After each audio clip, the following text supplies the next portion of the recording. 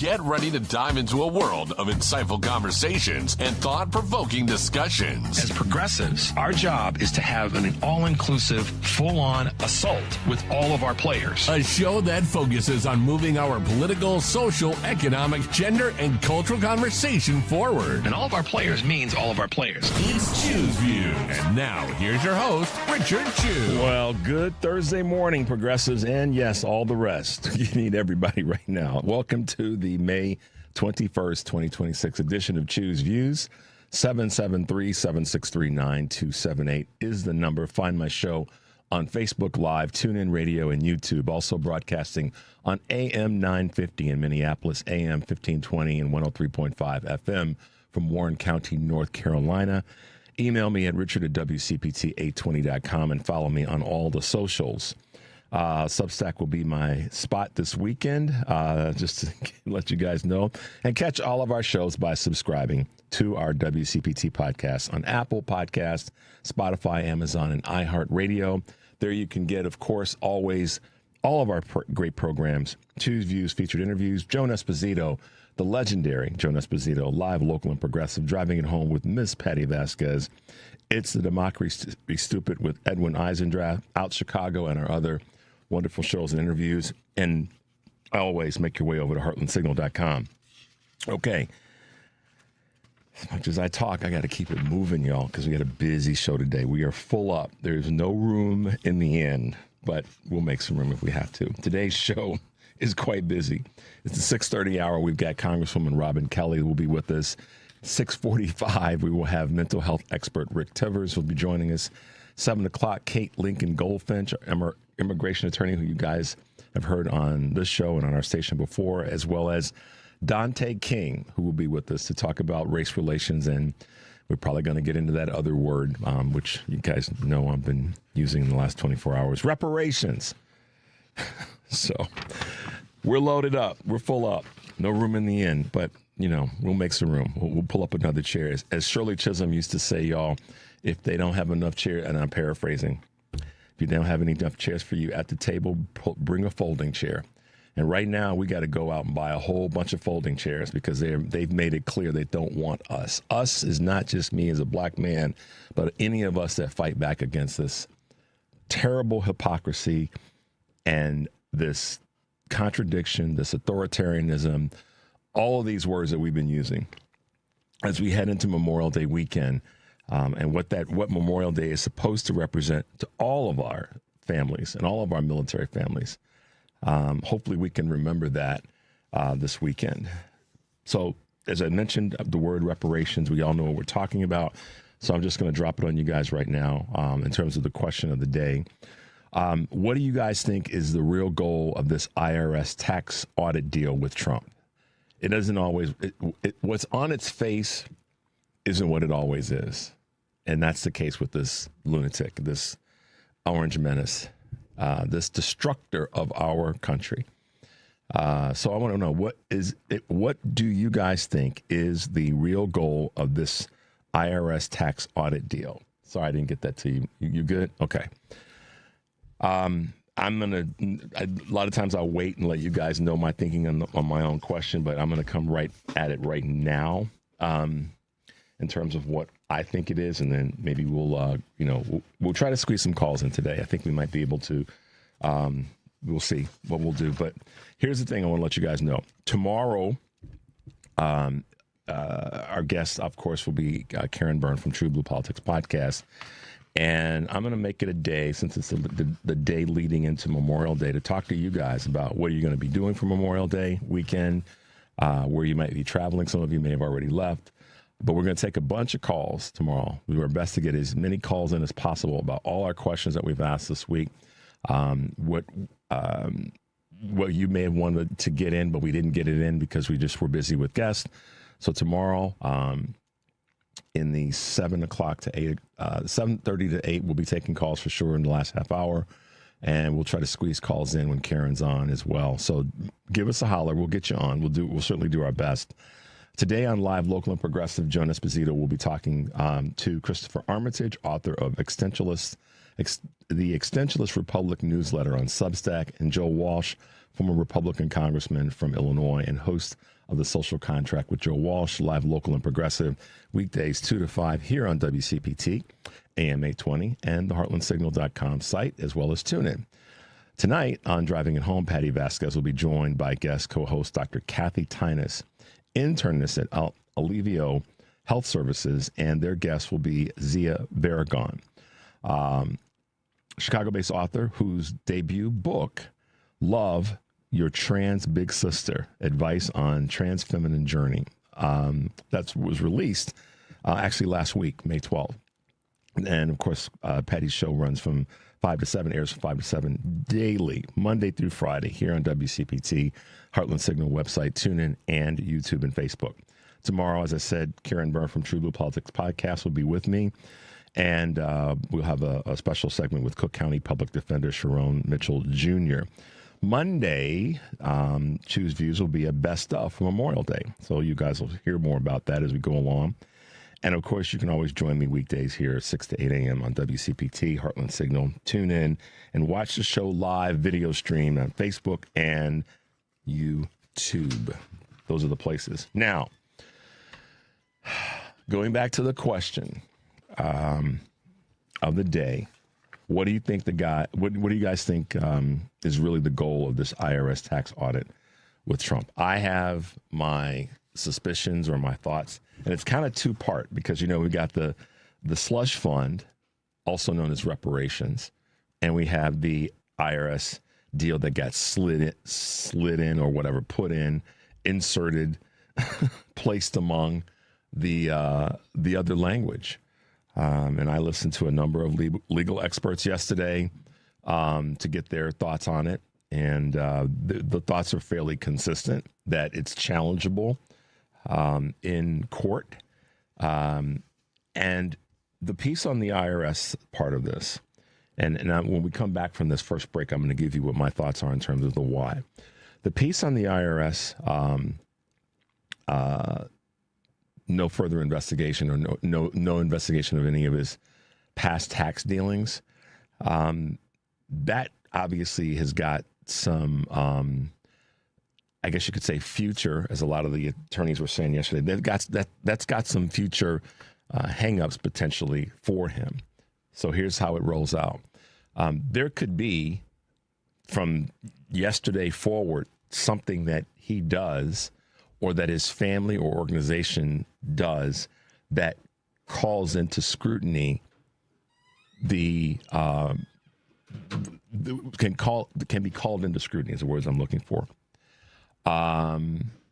And if that's the case, then they can open an investigation. They can request information. It won't happen during his term. It would happen after he leaves office. But that is what could go down, is that there could be something that's that the IRS sees as skeptical and pulls a review. And if, by chance, they pull that thread, Henry, like we always know, don't pull a thread, go get some scissors and cut it. If they pull a thread and they see that it's tied to something that was a previous deal, as I understand what the attorneys were saying yesterday, then that would force the IRS to dig into something that might be linked to. And a good example is, because a lot of what's at the tip of the spear of this IRS thing happens to be the Trump Tower here in Chicago and how it was funded and what was actually written off in that deal. Because he said he filed it, basically, I'm giving a paraphrased version, that it was a complete loss. But there are dollars that showed up, ironically, that said that it wasn't a complete loss based on how he filed. Again, I'm giving the edited version as best we can. So the point is that this IRS piece, this insertion into this deal, could still come back to haunt him and or his family or his businesses, one. And the other part is if there are tax filings on a state basis that have to do with the state's revenue department, that this federal piece does not shield him from what a state could do. So, for example, Illinois' Department of Revenue could say, we're not quite comfortable with filings from 5 years ago They could go back and pull that. And if the filings from 5 years ago, this is where that moment of, you can say crap rolls uphill, it could roll up on a federal level based on what and how things were filed. So that's part of it. That's a those are some of the things that I heard could potentially still bite him in the behind, because it's already been determined that there's some cheating that took place, or that certainly questionable activity. So we'll see. But I'm curious what you guys think is the real goal of this IRS tax audit deal with Trump. Let us know. Give us a call. Send us a text, or by all means, go to our Facebook page and leave your comments there. We're going to take a quick break. The number is 773-763-9278. You're listening to Choose Views on WCPT AM 820 in Chicago, and WARR 1520 AM and 103.5 FM from Warren County, North Carolina. And now AM 950, the progressive voice of Minnesota. I'm Richard Chu, and we will be right back.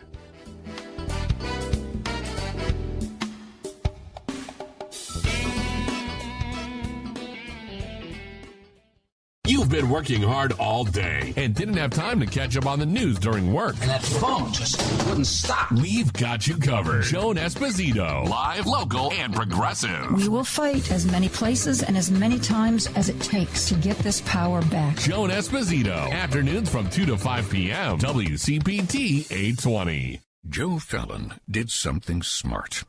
He saved hundreds on auto insurance switching to Progressive. With that money, he commissioned a portrait of himself. Does Joe already know what he looks like? Yes. Do guests know what he looks like? Also yes. But not as art. It's Joe's savings, and if he wants to spend it on a velvet painting of himself with a white tiger at his feet, we say, roar, Joe, roar. Switch and see if you could save with Progressive and treat yourself. Progressive Casualty Insurance Company and Affiliates. When you get a diagnosis of Parkinson's disease, things get real. And nobody understands that better than the Parkinson's Foundation. All across the country, we provide resources and support in the fight against Parkinson's, a neurological disease that affects movement. The Parkinson's Foundation is dedicated to improving care and advancing research towards a cure. And when you call our helpline, you'll speak to a real person who can help you find the right information. Because while living with Parkinson's can be challenging, there are things you can do to improve your quality of life. So, whether you're newly diagnosed, have been living with Parkinson's for years, or caring for a loved one, when Parkinson's gets real, find real answers at the Parkinson's Foundation. Go to parkinson.org or call our helpline at 1-800-4PD-INFO, 1-800-473-4636. The Parkinson's Foundation. Better lives together. This is WCPT 820, where facts matter.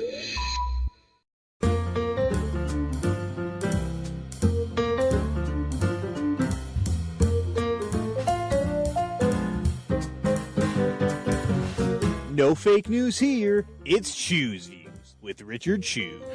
All right, guys, a couple of quick Choose Views news items on this May 21st, 2026. United Airlines issues an optimistic summer travel forecast, which is good to hear. About 53 million passengers will fly United Airlines this summer, the carrier has predicted this week. That's about 3 million more than last year, despite elevated jet fuel prices and other headwinds that they are facing. According to UBS, travel remains a priority, particularly for U.S. Consumers. Major events in Europe, including the August total solar eclipse, didn't realize that, and Harry Styles concerts are driving demand. International travelers, meanwhile, are heading to North America for the World Cup game, so we're kind of going back and forth. Last month, United downgraded its full-year profit outlook, citing sky-high. They keep using these, flight and air, but sky-high fuel costs being caused by the war in Iran. Graduation ceremonies are spotlighting AI backlash. College graduates are making their feelings about artificial intelligence loudly known. In recent weeks, new grads have booed mentions of AI during commencement speeches by former Google CEO Eric Schmidt at the University of Arizona and real estate executive Gloria Caulfield at the University of Central Florida, and music executive Scott Borchetta at Middle Tennessee State University. The technology, similar backlash at Glendale Community College's graduation ceremony, during which an AI reader skipped several graduates' names. The school later allowed students to walk again. Yeah, see, this is one of those moments. Meta is beginning laying off about 8,000 employees as it's focusing on AI. It's about 10% of its staff, or 8,000 employees, and as it restructures around AI, according to reports in the Wall Street Journal. Staff in Asia and Europe were the first to be notified by email early yesterday. Another 7,000 will be reallocated to AI-related roles as Meta plans to more than double its spending on artificial intelligence this year. Employees in North America were encouraged to work from home this week. And last but not least, Target's turnaround plan shows signs as it's paying off. As you all know, that many people had boycotted Target last year, but they did blow by their Wall Street financial goals in its first fiscal quarter of this year. The big box chain said yesterday that its net sales rose more than 6% year over year, and its same store sales jumped by nearly as much. So they're trying to find a way to rebound after some of the boycotting that took place. There you go, guys. A couple of quick Choose Views news items on this Thursday, November, May 21st. I'm already ready for the elections. May 21st, 2026. All right. So let me just get after this real quickly. Here are my two quick comments on, I don't know if they'll be quick or not, but I'll try to make them quick, regarding the IRS tax deal. I think it's about protecting, obviously, his kids from scrutiny and giving them a potential boost and kind of clearing the path of scrutiny in the event that either of them were to run for political office. That's my take on it. I could be way wrong. It could be just Donald being selfish. But the fact that it includes the company and the children, and there's been that speculation that Don Jr. may want to run for office at some point, I think this is also providing a little bit of a safe way for him, if that were the case, and the safe way for the kids, whatever, his offspring, if they were to decide to run for office, and in any of their ties to the businesses. So we'll see. I could be wrong. It's two left shoes. Nobody's really talking about that right now. They're just talking about that's the case, that the deal's been written. I think two things. One, it goes back to the point I made earlier about how the state revenue departments of state revenue could still come after him if he does something on a state level. This insertion into the deal does not protect him or his corporations from that. So, again, pull the thread, and you may find that there's some state things that could then bounce back up and cause some federal problems for him. And my other comment regarding the slush fund, the reparations for the terrorist, is I also think it may be something that he's doing to build a little bit of an arsenal or an army of poll watchers, people that he wants to send out, creating some drama, creating some issue that he then says, as his way of them repaying him for him repaying them, that, you guys need to go out to the polls. It wouldn't surprise me one bit if that's what this is really all about. Because what is the other end game? I mean, what is it? Does he need their votes? Okay, possibly. But it's not that many people that's going to tip the scales in a national election, or for JD if he runs, or if Don Jr. runs. I think, and again, I could be way off on this, but, sometimes your brains, you got to get it out. I think that the slush fund is, that could be part of it, that he wants to be able to turn to those people and say, I need your help during the midterms, during the congressional elections. Could be wrong. So we'll see. But the other part of it is, and this is maybe even more reasonable, is it's just his way of putting his thumb on the scale in terms of voter suppression, frustrating enough people that they say that they're just not going to show up to vote. in the midterms. It could be the opposite. It could be the backlash could be that people are going to be that ticked off. And this is where I think he sometimes misses the impact, but largely because he doesn't care, that it's going to piss off enough people that it will raise the numbers. So either way, whether I'm right or wrong or somewhere close to being right or way far wrong, it is certainly this. Beside all my speculation, it is certainly, once again, Donald doing what Donald said he wouldn't do. He said he was going to care for the American people. In this case, he's not. Not at all.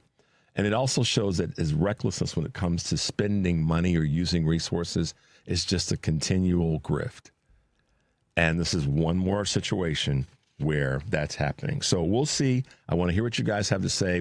The question of the day is, what do you think is the real goal of this IRS tax audit deal that Trump has put together and that Todd Blanche is going to kind of supervise, which is kind of interesting. It's like what's the phrase? The fox watching the hen house. I think, do I have that right? Yeah, that's what this is with Blanche. Another, as you could say, breaking news alert is, as I've read, that the Senate GOP drops the ballroom funding from the immigration bill. In a blow to the White House, Senate Republicans will remove a $1 billion Secret Service funding request that would help Donald Trump's ballroom project by moving it from the immigration enforcement funding bill.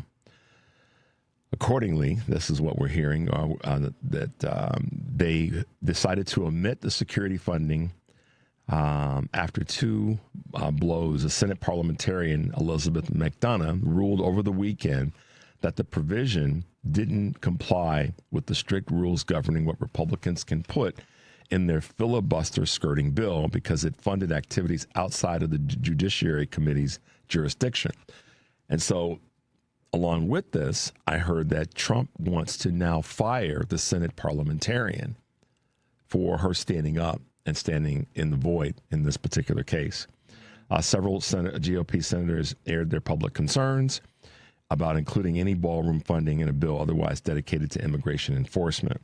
And a larger swath of Republicans were privately opposed, with the mood souring further Tuesday amid anger over Trump's decision to do what? Endorse Ken Paxton over the incumbent John Cornyn. So that endorsement, we will see.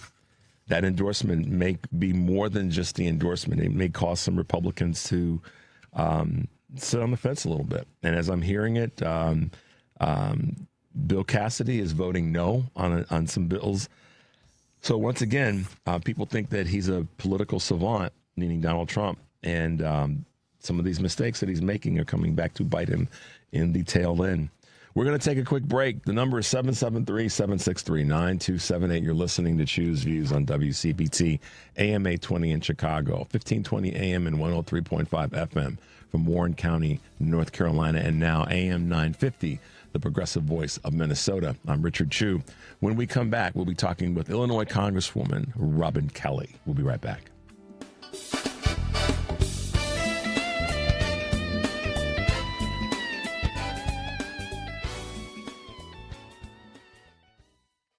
Summer would feel better in a Porsche.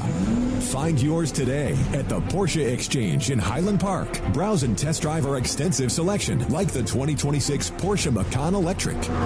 Right now, lease the 2026 Macan Electric for only $1049 a month for 39 months. Discover performance like no other when you visit the Porsche Exchange in Highland Park or PorscheExchange.com. $9,999 due signing for qualified buyers. Excludes tax, title, license, and dealer fee. No security deposit required. Expires 6/1/26.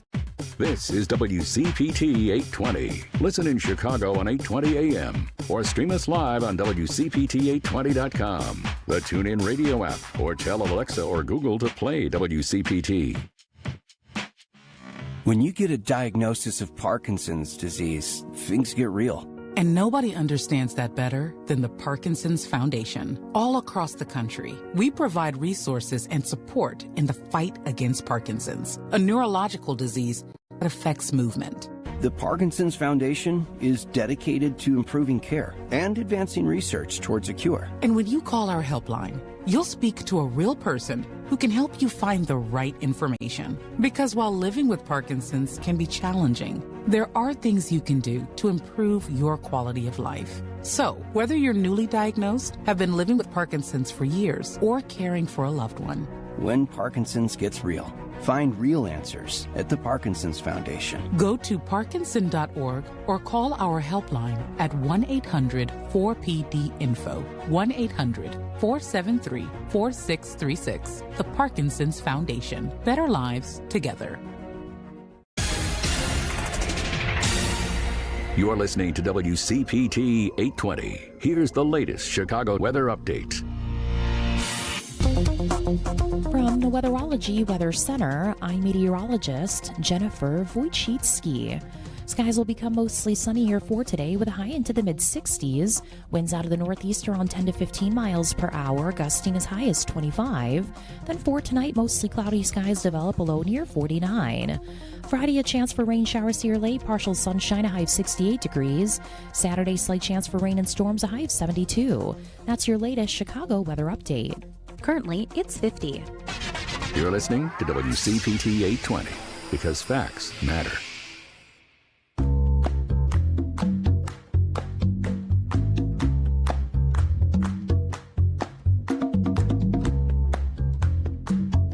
Mike's on, truth's out. This is Chew's Views with Richard Chew. Hey guys, welcome back to the show. Thanks for being with us this morning. When I was growing up, there were a lot of lessons that I learned, and they came in bunches, and they came sometimes very subtly. One of the things that I definitely learned is that there's certain people you just don't mess with. You learn to respect their strength and their power, and you never know when they're going to come after you. And I think that Kristi Noem and Jen Kiggins recognize that Congresswoman Robin Kelly is one of those people. So I'd like to welcome back to our show Congresswoman Robin Kelly. Good morning, Congresswoman. Welcome back to Chew's Views. Good morning, and thank you so much. You're very welcome. All I can do is chuckle with you because you didn't waste. You just like with Kristi Noem and all the havoc that she was leading of with the people that were killed and injured in Minnesota. You didn't blink an eye in saying that she should be removed right that same week. And then when Jen Kiggins, who is not your colleague, made her awful agreement statements about this, having cotton picking hands, you didn't blink an eye. You didn't pause one moment to say she's got to go. And it just disgusts me. Yeah, I mean. When I heard that, when I first saw it, I was like, wait a minute, let me read it. You know, sometimes you see something on social media or you see something on the news. Let me read that again. Or you read something in an article in the newspaper. Let me go back and start the beginning of that paragraph because that didn't make any sense how I read it. Maybe my brain wasn't fully engaged. I went back and I was like, no, she agreed with it. But I really applaud how you just didn't waste any time. You're like, no, she's got to go. And so talk if you can. And good morning. Thank you for being with us as always. But, what happened there? How did that strike you? And what was your initial reaction to all this?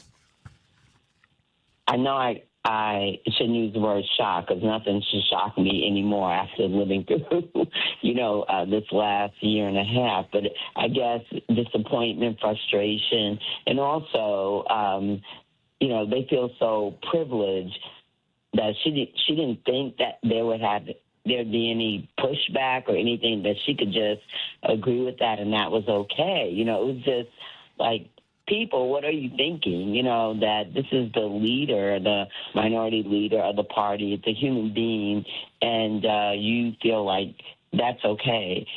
To say a statement like that, agree with a statement like that. I mean, it was just ridiculous and extremely, extremely disappointing, and there's 58 CBC members in the House and 4 in the Senate.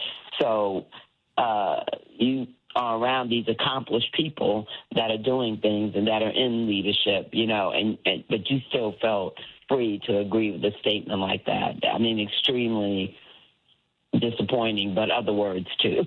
Yeah. And I said this in a couple of my posts that it was purely, it wasn't a situation where, you know, she was regretful or she even thought about it on going back and saying, you know, that's probably something I shouldn't have said, and no offense to Minority Leader Jeffries. That would have been, it wouldn't have put it out, but it would have certainly dampened it down quite a bit to say, yeah, I got caught up in the moment, and that wasn't something that I should have gone along with. But she didn't have enough human decency to do that. And so then, of course, the logs got thrown on the fire and made it hotter for her. And I think, Congresswoman, that's the thing that what you have done. This is one of the things that I absolutely appreciate about your leadership. You have not batted an eye when it came to speaking the truth about the behavior of people that are in Congress or any other political office. You did it with Kristi Noem. You're like, no, she's got to go. You did it with Representative Kiggins. No, she's got to go. Because we've endured as a country, but certainly as African Americans in this country, we've endured things like this and kind of, you know, tried to say, all right, we'll give people a little bit of some room to correct their stupidity or their arrogance, or in this case, frankly, her white privilege. And you just said, no, I'm not going to let that be the case here. And I think a lot of people were proud of you stepping up and stepping through in this moment. Well, I appreciate that. It's just that, again, between Trump 1.0 and now, just so much, you know, they even like the State of the Unions, you know, screaming out what they want to scream out, wearing hats when you're not supposed to wear hats with his wording on it. Yet on the Democratic side, we have a couple of members that wear real nice hats, and they made them take their hats off or to leave if they weren't, and they've just been allowed to get away with so much. You know, it's almost like they don't want to deal with them, and enough is enough, you know, quite frankly, and they need to know that, yeah, you're going to get pushed back. People are not going to stand for it, you know, and there should be a certain standard of behavior, you know, in Congress. Without a doubt. You know, Congresswoman, one of the things that's happened in the last 48 hours, obviously we had the elections earlier this week, and Trump put his thumb on the scale with the Indiana situation with those who voted against him and didn't when it came to redistricting. And then we saw this week with regard to Massey and to Cassidy, Raffensperger. But it's all primary stuff. How do you look at this as it relates to the general elections that will come for these folks in the state the state elections that are going to represent their congressional elections? Sure. I really just think it depends on the state and the district. But if you are to believe the polling and the stats, I mean, he's going down, down, down. I don't know if, you know, Republicans won't vote or will they cross over. I certainly think we'll pick up more independent votes. But again, depending on, you know, the region or the state, but I'll just say the region or the district, you know, some people, they don't care what he does. They're still going to vote for him. But that amount of people, I think, is going down. So it'll be interesting. We definitely think, as we say red to blue, that we'll have some red to blue and that we'll pick up some seats. But again, it depends on what state it is. And, you know, every day, my son said this, he said, every day, Mom, there's something. There's no peaceful day that he, you know, disrupts something, says something, executive order every single day. You know, there's no quiet when it comes to this president. So who knows what else is going on? But certainly the affordability issue, the war issue, the gas issue, the grocery issue. You know, people are living this every single day. So, and he is getting, again, the polling and the stats are not in his favor, but we'll see, you know, how people vote, because I never thought he'd win again. I never thought he would win, the first time.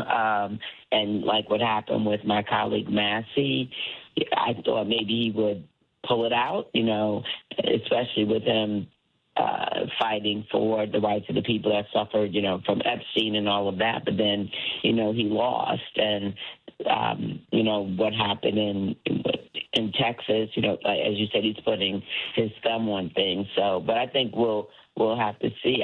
Frankly, I think we have a chance in Texas to have a Democratic senator. Yeah, I do too, because we know that Ken Paxton has so much baggage, and hopefully the folks there will be able to wake up and say, okay, I can go with this sort of moderate, centrist, Christian white guy to get things done for us. I mean, I've heard people saying that they ask God who should they vote for in the elections in Texas. I saw some of the interviews, and I thought, well, if that's the direction you're going to go, if that's what it takes, then maybe you should go with the man who has committed his life to the Lord. I know. We'll see. We'll see.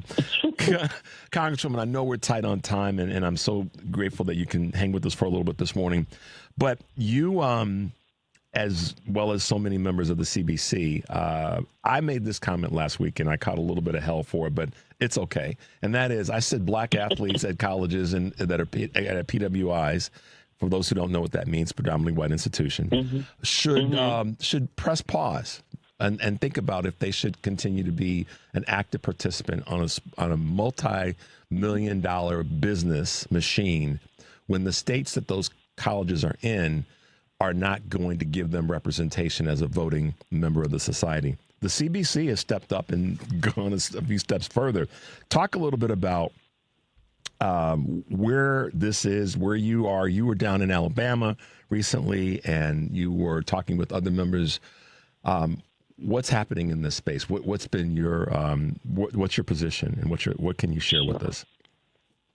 Well, 22 of us were in Alabama to really, as we say, stop the steal, and that we want it to be a summer of action. So we're going to go where we need to go. If Benny Thompson wants us in Mississippi, or Troy and Cleo want us in Louisiana, or Jim Clyburn wants us in South Carolina, Cleaver in Missouri. We're traveling, the summer, calling it a Freedom Summer. But the CBC and the NAACP are calling on black athletes and fans to boycott athletic programs of public universities and states that refuse to speak out against efforts to restrict black voices.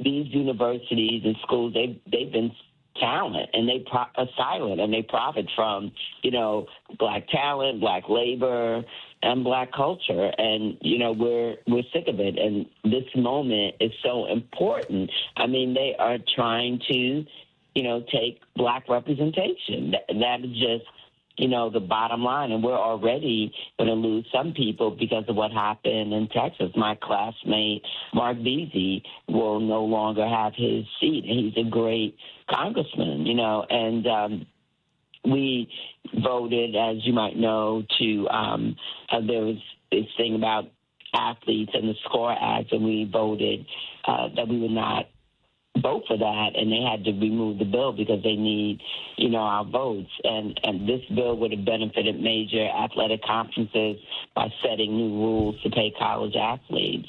And so we all opposed it. But we just feel like you benefit, when you look at sports, all these schools benefit from black athletes. They make, millions, dare I say more than that, of dollars, but then you're not speaking up when it comes to black representation and really trying to divide, the black vote in ways. Yeah. So that it's so racist what they're doing, so racist. And there's some of my other colleagues in districts have changed too, but he's just trying to steal the election. That's what it comes down to, all the redistricting, and it affects black representation in particular. Yeah, it does. Madam Congresswoman, it is always great to have you on the show. We really appreciate you taking the time. I know you've got a busy morning. But thanks for spending a little bit of that with us today. Well, thank you. Yeah, we look forward to having you back on again and Sure. keep on fighting. We know that you are one of those leading voices that just says, you know what, enough's enough. I'm going to say something about it, and you do it. So thank you again for that kind of leadership, Congresswoman. Thank you, and have a safe and good weekend. You do the same. Holiday weekend, that's right. All righty. Talk to you soon. Take care. All right, bye-bye. Quick break, guys. 773-763-9278 is the number.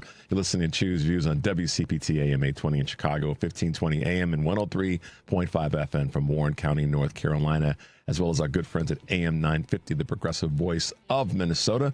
I'm Richard Chu. When we come back, we're going to get into your head a little bit, a little mental health moment with Rick Tivers. We'll be right back.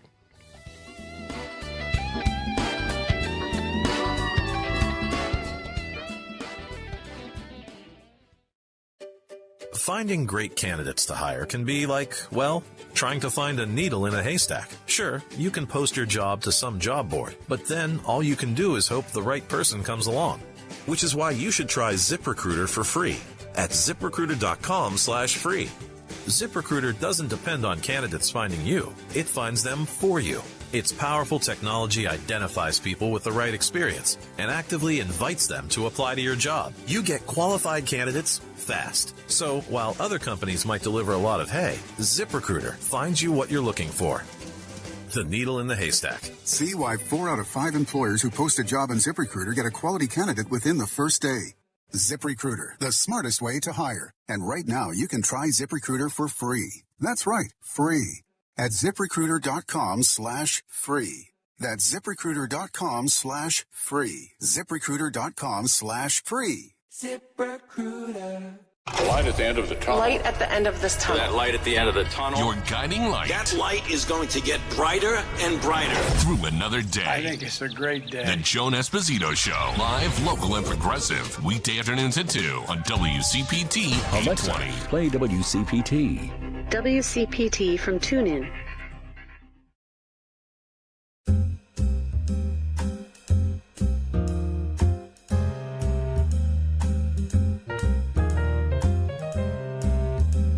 You're listening to Choose Views with Richard Chu. Take it away, Richard. Hey, guys, welcome back to the show. I really always appreciate having Congresswoman Robin Kelly on with us. She is one of those fighters that keeps making sure that things get done. And, we've got to be happy with the fact that folks like Congresswoman Kelly are out there and they're making things happen. We're all going through a certain amount of stress right now, and that's undeniable, and it just keeps coming. But in this moment, I thought that it'd be good to have a quick conversation with one of the leading psychotherapy and consultation specialists that can just give us a couple of quick thoughts and tips in this space. Do we have Rick with us? I can't use my microphone. You heard me? Kind of fading in and out. Why don't we go to the phone? That might be easier. We'll keep talking. We're gonna give you a quick call, pick you up there. Something's going on with your microphone, but we'll fix it by. They're gonna give you a call from the studio, then we can chat for a couple minutes. So sit tight. They're gonna dial you. So when I talk about where we are stress-wise, I think right now, just in terms of talking with Congresswoman Kelly, you can see that they are fighting. I mean, maybe not fighting as hard as many people want in terms of our congressional leaders. And I think that I'll lean on this because I've said this so many times. We have the opportunity to continue to push and encourage and correct our elected officials, is to say, listen, these are the things that we have that we need to get done. And the number one thing starts with you guys fighting. And Congresswoman Kelly is a great representative of someone that does that. And they deal with the same, they've got to have some of the same issues that we're all dealing with and observing all this craziness and this stress. And one more thing that Trump does and one more thing that the GOP does. We got Rick now? We do? Okay, good. So I'm going to. Sorry about that. That's okay. Technology is our friend, and then sometimes it's like that, that evil thing that sits in the corner that makes us. Well, I appreciate the support and understanding. Thank you. Without a doubt. I look at technology sometimes, Rick, like swatting a gnat. You know, you ever look how goofy, see how goofy we look? We're trying to swat a gnat.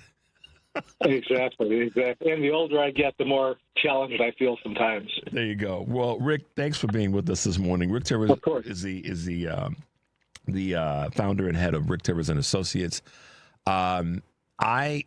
In cutting to the chase and asking you kind of this right out of the gate question, we all know right now, wherever one sits politically and socially and economically, that stress is something, unfortunately, that we all have in common right now. And a lot of it's being driven by where we are politically.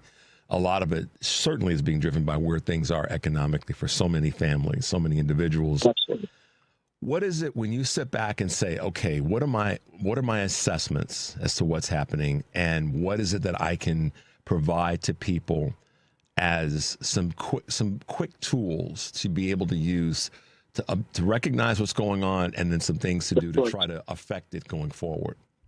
Of course. Well, I've been practicing 40 years. In the last 8-9 years, I've never experienced anything like this as far as anxiety. Many of us, when we have anxiety, have some mechanism to take control. What I find now, people feel powerless, people feel helpless. There's such a sense of, I've got to give up. So any way we can be proactive, to have some kind of impact, would be so helpful. I don't care if it's marching, I don't care if it's writing to your congressman, having some voice. However, the problem with that is sometimes when people do that and then don't see any change, they get more depressed. So it's a vicious cycle right now. I really support people in being in group therapy, talking to people who are both similar but also different to get different perspectives. Be constantly curious and look at your deep emotional triggers. If you're triggered about something, you've got to look at that, what it's about for you. I don't know if that's helpful, what you're looking for, but I'm seeing so much of that. Well, and I think that for me, what's important is that the listeners understand that this is a team effort. And you mentioned group therapy, you mentioned group participation. I think that depression and isolation is one of the things right now that is, I think, driving a lot of the depression and a lot of the sort of, what do I do next? People are feeling isolated. They're feeling like they're on their own. I get that listening to voices of people that call the show, people that text me, whatever their communication is with me, that there's a certain amount of isolation. And I think, for me, I say this often, Rick, and I try to do it at the weekends because I know that the weekends can be crazy for lots of us, is to find the people, to reach out to folks. Try not to do this on your own. Hell, reach out to the show. But that's right. Find a team, a group to be a part of, because it seems as though when that happens, and some of this is common sense, but sometimes when we're isolated and stressed, we don't do this. You find that there are people who are going through some of the same garbage that you're going through, and it makes it easier to acknowledge that garbage exists. Am I crazy? Absolutely. No, Richard, so I do a lot of work with addictions, whether it's sex addiction, alcoholism, drug addiction. Addictions are diseases of isolation. So you hit it on the head. You're totally accurate. So any way we can not isolate, to feel part of the tribe, is so important. And feeling part of the tribe doesn't mean agreement. One of the groups I do is really beautiful. There's a mixture of political aspects, but these people have been together 10, 15 years, and they can really empathize with the other person's experience. Now, there's some very strong stances people take, but they're almost like a band of brothers where they get the other person's experience and they never, ever want to shame or discount the other person's what they're going through, and it's beautiful. Or just be with people who are your tribe. The problem I have with people who are just in your tribe, it's hard to get different perspective. Mm-hmm. It's hard to look at the other point of view. And we get very stuck, we get stubborn. Our way is the right way. And that tunnel vision is very limiting, very limiting. Yeah, it is. And I think a lot of times, for me at least, and I think this can be applicable for so many people, is to slow down and ask yourself what's really important to you, and get an idea of what are the things that drive you, that motivate you, and that you don't like. My sister said this to me probably 30 years ago now. She said, know what you will accept and what you will not accept. Know what you will do and what you won't do. And if you start there, it gives you at least a little bit of a foundation to say, okay, these are some of the things that, and now they can change, but at least it gives you a starting point. And I think that can resonate in so many different, sort of chapters of our life.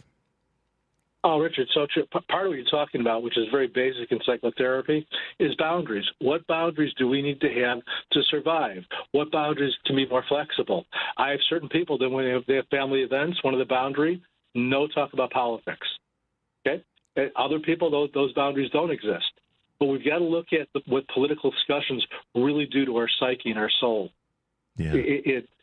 I'm having a flashback. One of the most memorable moments I can ever remember when McCain and Obama were in their debate, and a woman challenged Obama about something, and McCain said, I cry every time I think about this.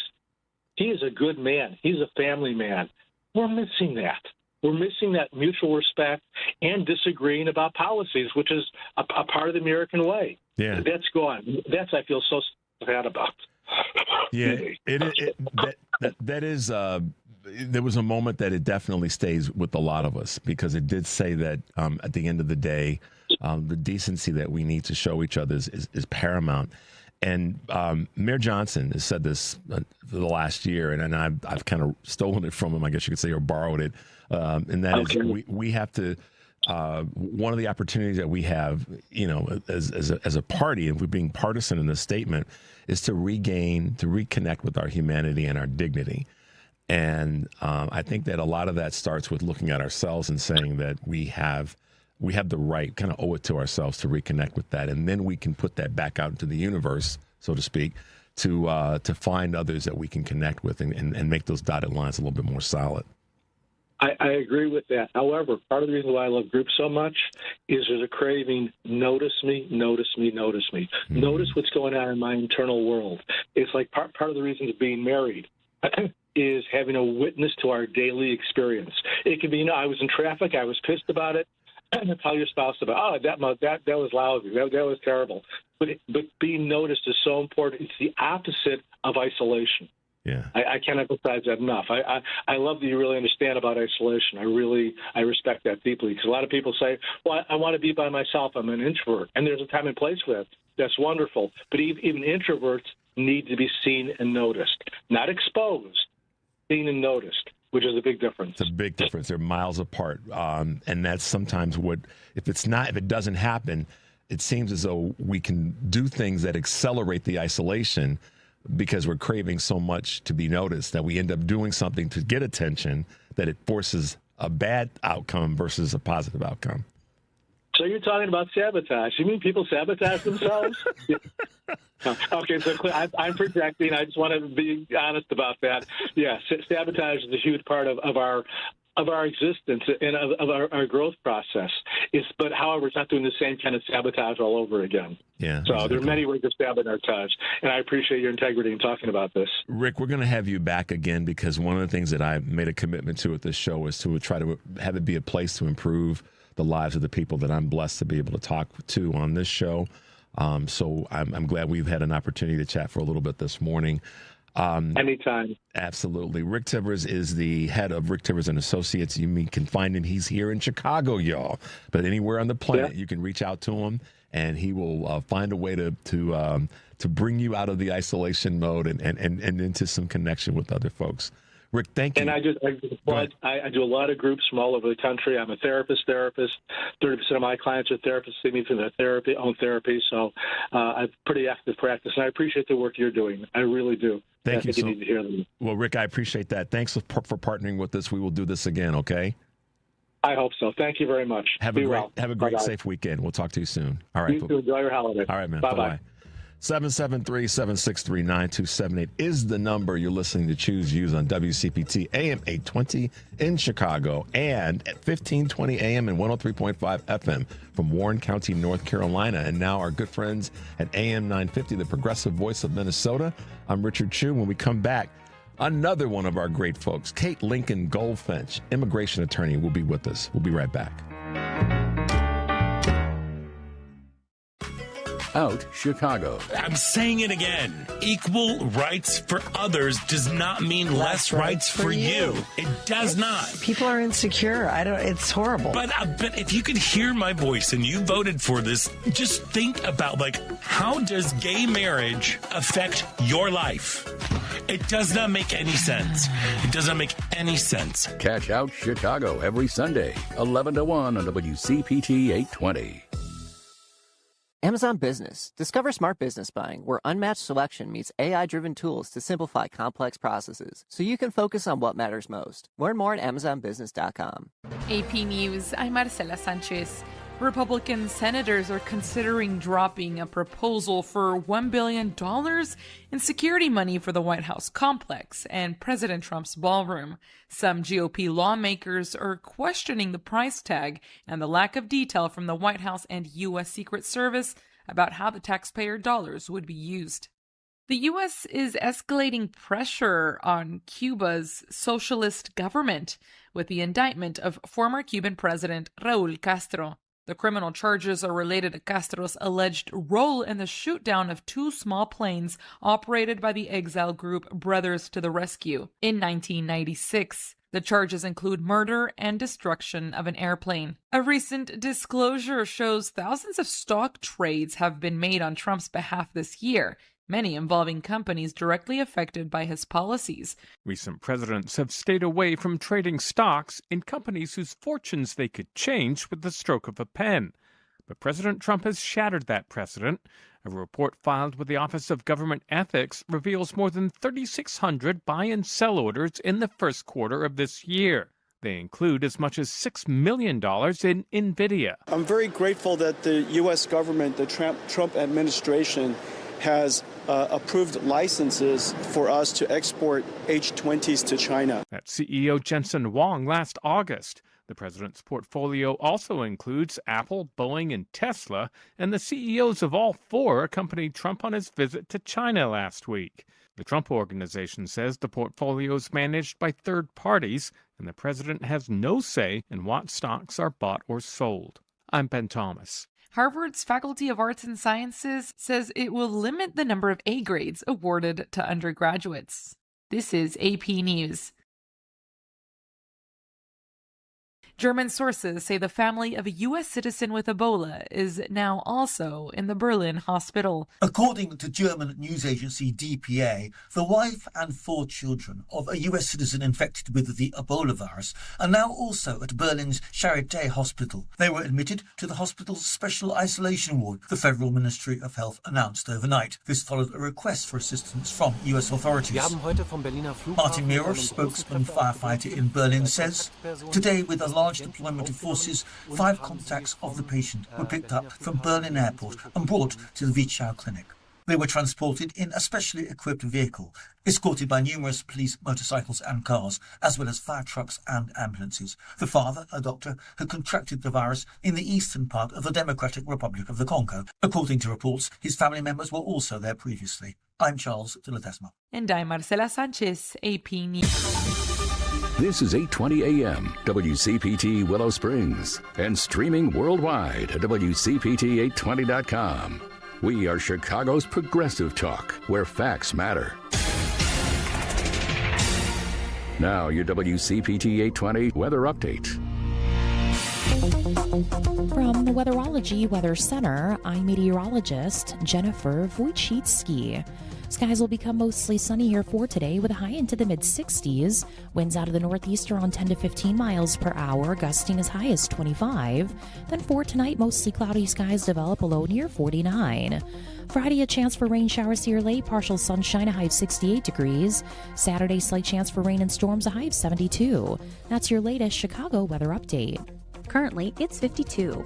Think Theory Radio. Dr. Hande Ozdinler, she is a neuroscientist, but also an artist. It seems that the larger we go, like, the galaxy, the sky, and then also as small as we go, right? The nanostructures, the atomic interactions or cellular interactions, there is so much resemblance. Like there is a secret or there is an unspoken symmetry. Think Theory Radio with Damian Perdue. Saturdays at 6 p.m. on WCPT 820. Chicago's Progressive Talk, WCPT 820, where facts matter.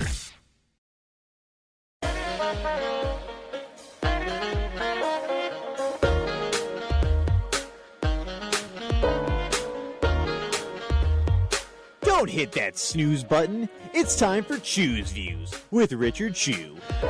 Hey guys, welcome back to the show. Thanks to Congresswoman Robin Kelly for hanging out with us for a bit, and Rick Tivers, therapist, that wants to help us navigate through some of the craziness and the stress. And it's always great to have a partner, someone that you can turn to do that. Kate Lincoln-Goldfinch is one of the nation's top immigration attorneys. And she has been on the ground, as I say often, sleeves rolled up and elbows deep in helping people navigate through some of the craziest things that could happen to their life in terms of our immigration situation and policy or lack thereof in the country. Excuse me, guys. Kate, good morning and welcome back to Choose Views. Good morning, Richard. It's always a pleasure to be here with you. Thank you so much. And I meant what I said about that in terms of people being able to turn to someone that they can sometimes figuratively lean on to support them through some crazy times. And having Rick on was good to remind us of that, and being a part of a group and being part of a team that's there to support all of us when we go through some stuff. And you've been able to do that for your clients. What are you, I guess the words that come to mind are, what's the temperature right now when it comes to ICE, and not just what's happening in Texas, but in other parts of the country that you are plugged into what's going on? That's an interesting first question, because I think the reality is that the temperature is hotter than it's ever been, but the public response is a lot cooler, because we aren't really seeing what's happening before our eyes. It's not being reported widely in the media.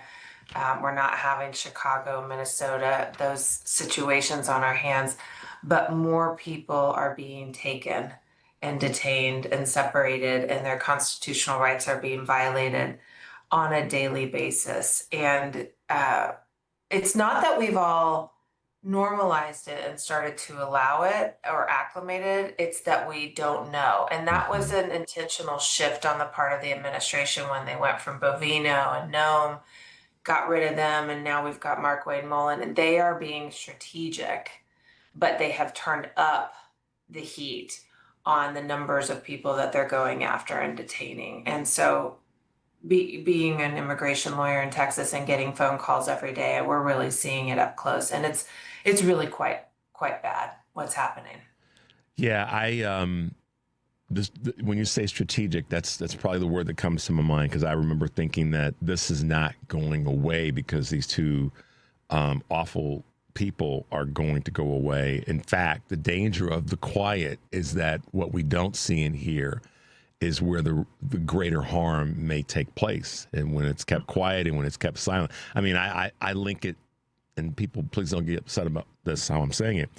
I link it to how this Epstein situation has gotten so far down the road, is that they kept it quiet, and they kept folks, if anybody that said anything or that stepped out of line, we didn't hear from them again.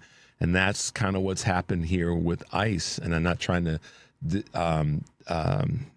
water down the significance of either of these tragedies, but the quiet part is where the harm seems to be happening. So thank you. That's why I wanted to ask the question, because I would ask anybody in the country listening to the show, tell me the last thing that you saw on the news that was a tragic, harmful, physical altercation when it comes to ICE's performance. And most of us would probably say, I can't really think of something that I've seen recently. Not everybody. And that's my way of saying what you just said. Is that true? Yeah, it's absolutely true. But at the same time, more people are being tortured. And I don't use that word lightly. There have been reports. There's a daily assault report that DHS has to do when they talk about when they cuff someone or hit someone or use solitary or use gas against detainees, and the increase of physical violence against immigrants has more than doubled. And the numbers of people dying in detention are higher than they've ever been in decades. In fact, the statistics so far this year are that one person has died in immigration detention every 6 days in 2026. And the vast majority of these deaths are from sick people who are begging for medical care. They're not, suicides or things like that. They're people who are not receiving their medication. They're having heart trouble. They're having breathing trouble, and they're being ignored. And then, other than physical violence, the mental trauma that is exacted upon these families and these children, the kids are still being taken. And most of the detentions now are through these cooperative partnership agreements with local law enforcement. So almost all of them are just traffic stops where people get taken. But ICE is still conducting some raids. And so, for example, a couple of weeks ago, I had a case of a man named Victor. He's from Venezuela, and he and his wife and 2 young children, all from Venezuela, they were paroled in, they applied for asylum, they got work permits, and the wife and the children were taken at the school bus stop. They were waiting at the school bus stop, and these little kiddos were detained in the Dilley Detention Center. And so all of this is still definitely happening. Family separations, family detentions, torture of people, deaths of people in detention. But like you said, we don't have violence on our feeds. And so unless you are trying to find what's happening, you don't know about it. So this is a little bit of finger pointing. Is our collective, corporate media, and that's a big umbrella. But where is the media's role in this? Because it's just, again, we all could probably answer the question with I don't know. The last time we saw something that was a violent act where people were snatched and then detained. Is the media dropping the ball in not reporting on what you just described in these last couple of moments? Yeah, by and large, I would say yes. The big outlets are not publishing these stories. I listen to the New York Times daily podcast every single day, and I haven't heard anything on this stuff. On the other hand, here we are, you and I, and there are a bunch of sort of investigative journalism articles that are being published. A lot of great stuff has come out of ProPublica this year. There's a handful of others. Here in Texas, we have outlets like the Observer and the Tribune and things like that. Like, there are outlets that are still diving in and writing these stories, but they're more obscure. And so many of us have turned to our social media feeds, and we're trusting our news in the hands of the TikTok algorithm engineers, and you get this sort of echo chamber. They know what you want to hear. They feed you what you want to hear. And that's really part of, I think, what's wrong with our world is that we're not all relying on the same real information anymore. And so you start to believe what you see. But I think it's incumbent upon all of us to do more than just social media news. And a lot of that, I think, is to actually talk to real people. And so when, those of us who are in the know and we're struggling with what can we do about it, actually talking to real people in our networks, our friends who might be less informed, I think is one of the acts of resistance that we can be exercising in times like these is actually just going out and talking to your neighbors about, this obscure article or this statistic that you saw that, your layperson is probably not going to have had access to.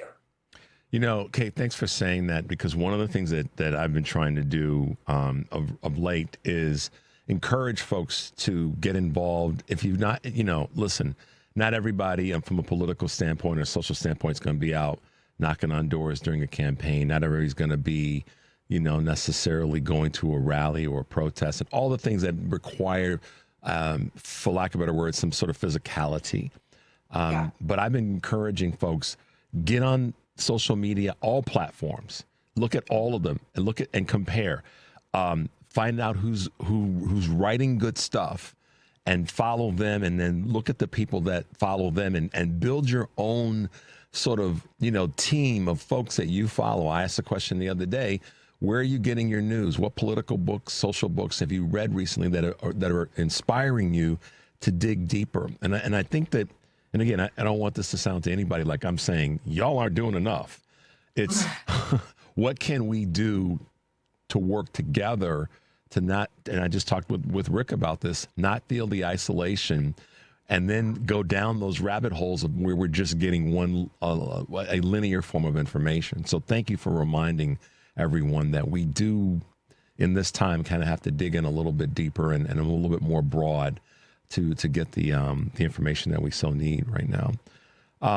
Kate, go ahead. I just think what you're talking about is a responsibility over our own input, which is very real.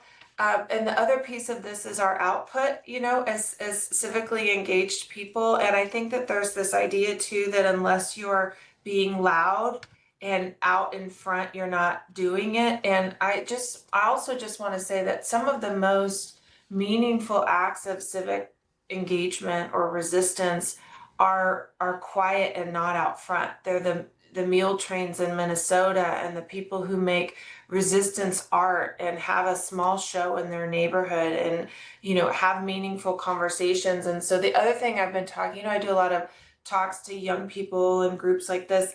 And it's like, you don't have to be out there with a sign protesting or even be on social media. But if you're using your own talents and gifts and passion toward resistance, even if it only touches 5 lives, that is still so meaningful. And so I think we can also reframe what it means over our input and our output to stay involved and active during times like these. Wow, that input and output. What a brilliant way to look at that, Kate. We're going to take a quick break. I want to talk about some other things when we come back.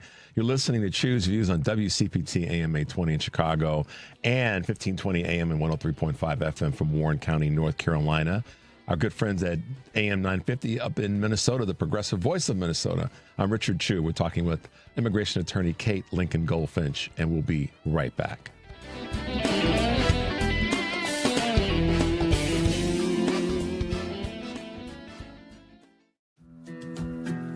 Experience the North American premiere of Brokeback Mountain on stage at Chicago Shakespeare Theater.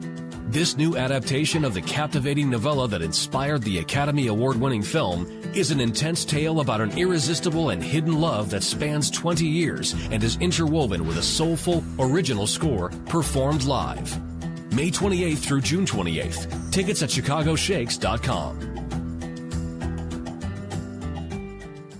You're the only voice of reason on the radio. You give me hope. Having listened to you every day. Thank you for your clear insight. Always felt a little bit smarter. I listen to you every single day. I keep coming back to this station, and thank you for what you do. On WCPT 820, Chicago's Progressive Talk. A message from Tia Mowry, actress and Fair Celebrity Ambassador. Game day isn't staged. It's lived. It's the shopping, the cooking, the laughter. For families managing food allergy, that same spirit of preparation means everything. Because food allergy isn't a lifestyle. It's a serious, life-threatening disease that can change everything in a moment. But being ready changes the story.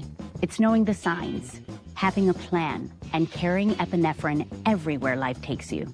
Epinephrine is the only treatment that can stop a severe food allergy reaction known as anaphylaxis. It works quickly to reverse the symptoms and can save lives. As families and friends gather for the big game, we see what community looks like.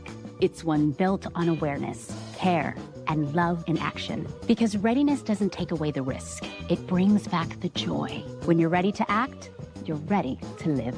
Visit foodallergy.org/ready to act to learn more. Because facts matter. You are listening to WCPT 820.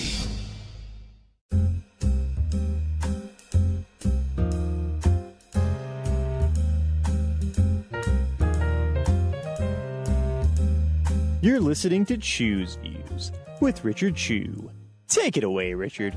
All right, guys, welcome back to the show. Thanks for being with us. We're talking with immigration attorney, specifically Kate Lincoln-Goldfinch down in Texas. Kate, let's talk a little bit. Let's talk some politics for a moment. Trump endorsed Paxson, and we know that democratically we have James Tallarico that's pushing hard for that Senate seat that John Cornyn is now fighting for.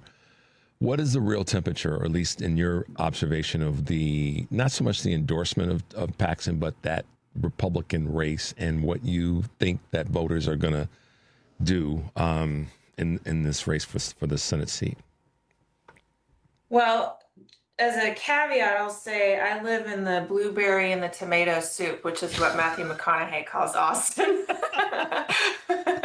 And so I have, and I have my Austin lenses on, but I can tell you, in Austin, we are hopeful that Paxton wins the Republican primary over Cornyn. I mean, they're both bad. They're both really bad, but Paxton is so corrupt. I mean, even the Republicans in Texas know it. And so if Trump endorses Paxton, to me, that's good news, because if we have Tallarico up against Paxton, I think Tallarico stands a better chance. So we'll see how it goes. It's going to be a very interesting, midterm cycle in Texas. And there's a lot at stake, of course, for all of us everywhere. And particularly in Texas. So, I mean, I was happy to hear it. It's like every time I hear Paxton's name, I just am a little bit grossed out. Do you think? I know. There's certain things that we all just revert back to some of our childhood responses. I'm grossed out by him. He's nasty. Yeah. So Kate, I mean, you said something a moment ago about Republicans even know that Paxton's, smelly and stinky. But is that going to be enough? Are there going to be, do you think, let me put it this way, do you think that there will be Republicans that'll go, I'm tired of rolling with stinky. I'm going to get with, I'm going to get away from that for a little bit. Is that something that we're just being pie in the sky about? Or is there some reality that there'll be enough Republicans? Yeah. And will there be more Democrats that come out and say, we got to get behind this guy for the sake of the state? What are your feelings there? And I love the analogy, but talk to us. Yeah, I mean, the Democrats are animated right now, right? We have every reason in the world to come out to vote, and Republicans, not so much. And the polling numbers against Trump and his politics are incredibly low. I think lower than they've been in 40 years nationwide. And so all of that bodes really well. So assuming that we have free and fair elections in the midterms, I'm hopeful and optimistic about the way that this is going to go. And also, I've lived long enough to know that every election is a surprise, and so, I mean, something's got to shift. This has just all been so horrific, but, we'll know soon enough, I suppose. Yeah, without a doubt. So, as we're talking about this in terms of voting, I mean, I know that for you as an immigration attorney, you have so many things that come at you when it comes to protecting people and helping people get from a tragedy or tragic situation as it relates to their freedom to the next place. And voting's a big part of that. How were you impacted by these recent, and Texas is one of the states that's changing the way that we look at voting. And that obviously 6 of the Supreme Court justices decided that folks that look like me, and at some point maybe folks that look like you, should be gerrymandered out of being able to have to be a participant in this democracy. How has that impacted you? Well, last year we were just all surprised, by the blatant grab of the redistricting that started in Texas, and of course that's launched that behavior all over the place. I mean, it's just accepted now. I shouldn't say acceptable. And the voting rights stuff, the Louisiana stuff. I mean, the attack on the ability to protect people's rights to vote. I mean, I think that this is one of the most erosive patterns in our country. And I'm really concerned. I'm concerned about the gerrymandering and the erosion of voting rights. And I'm concerned about the subpoenas that the Trump administration is issuing. The FBI raided and took those voting machines in Georgia, and they've asked for voter rolls in, every state to be turned over to the Trump administration, and states like Texas just gleefully turn them over. Other states, probably where you sit, have been litigating whether they have to turn over the voter rolls.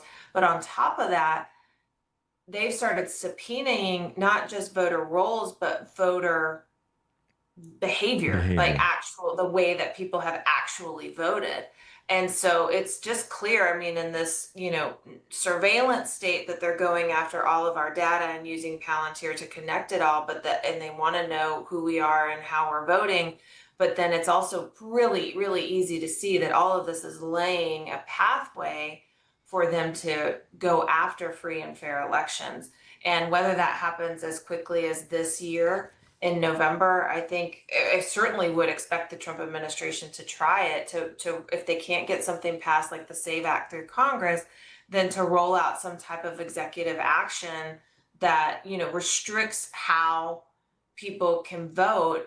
And there's a timing of something like this. If the Trump administration rolls out an executive action and then a lawsuit is filed, then an injunction occurs, then a decision, there's this arc of illegal and unconstitutional behavior on the part of the executive branch and the timeline at which the courts can step in to stop it. And generally that arc is a few months in time. And so if under Stephen Miller's watch, if they time it right and attack voting rights just precisely at the right amount of time before, such that they can affect the way elections are done, but before the courts are really going to be able to move quickly enough to stop it, well, there you have it. And as much as I abhor Stephen Miller and who he is and what he stands for, he's incredibly smart. And they know this stuff, and so I really am worried about our elections and our ability to vote, and people having their right to vote taken away. This idea that everybody should just have a passport, just like, oh, well, just get your just somebody said that to me the other day. I was like, well, let's just all start applying for passports now.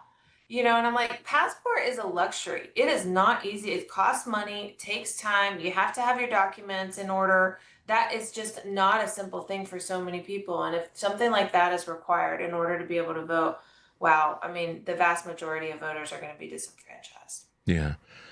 Speaking of smart, and also one that is a effective person in Kate Lincoln-Goldfinch. Earlier this year, you were one of the I guess I'll just put it this way, one of the people acknowledged as a change maker. And I would agree with that. Tell us a little bit about what's that all about, how that feels for you to be sort of recognized in that space. It's nice. It's nice to get recognition. Of course, it's an outward indication that people are noticing what you're working to do. And the reality is, at this point, I've built up a team. I have a law firm with 15 lawyers, and none of what I do, most of what I do now is activism, some pro bono cases, some federal litigation, a lot of social media stuff. I'm the face of all of the hard work that's being done, but I wouldn't be able to do it all if I didn't have this incredible team behind me doing the hard cases. And so, for me, whenever there's some sort of recognition or honor, I think of all of the people behind me, or beside me, I should say, who make it all possible. Because I wouldn't be able to do any of it all by myself. Yeah, I know. Believe me, I know what you mean there. And by the way, guys, if you are an attorney and you are looking to get involved in this process, Kate has made it clear. Come join us. Come help us be stronger as a team and be a part of what we're doing. So, Kate, I can't say it enough. We so appreciate you taking some time to chat with us and reminding us of our ability to get some things done if we work together as a team. And if we just keep digging in and finding ways to be partners in this effort that we're in right now. So thanks for hanging out with us this morning, Kate. Thanks for having me again. All right. Talk to you soon. Have a great weekend, a good holiday weekend. And we'll talk soon. All right. All right. Bye-bye. 773-763-9278 is the number. You're listening to Choose Views on WCPT, AM 820 in Chicago, and WARR 1520 AM, 103.5 FM from Warren County, North Carolina, as well as our good friends at AM 950, the progressive voice of Minnesota. I'm Richard Chu. When we come back, we'll be talking with one of our other fighters, Dante King. We'll be right back.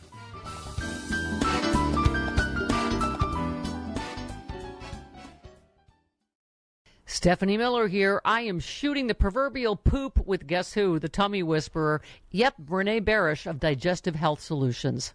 Renee, there's lots of confusion about food and diet these days. What brings people to you, and how do you help them sort it out? Great question. People come to me with a garden variety of digestive issues, including bloating, constipation, diarrhea, and heartburn. But the fun doesn't stop there.